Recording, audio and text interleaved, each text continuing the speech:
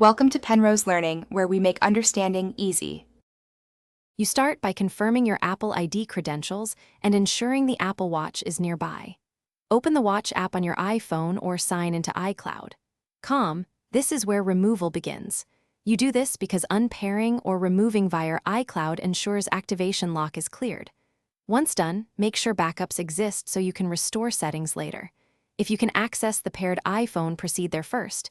If not, use iCloud. To remove the device remotely. Now you perform the core action, unpairing or removing the watch. On the iPhone Open Watch app, tap My Watch, then All Watches and the info icon. Choose Unpair Apple Watch, which erases and removes activation lock. This is why you unpair from the phone. If you cannot use the phone, sign into iCloud.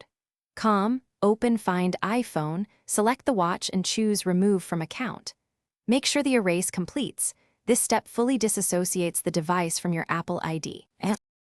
Finish by confirming the watch no longer appears under Settings Apple ID on your iPhone or at iCloud.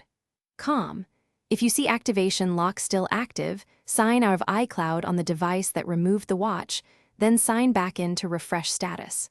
If that fails, contact Apple support and have proof of purchase ready. They can remove activation lock.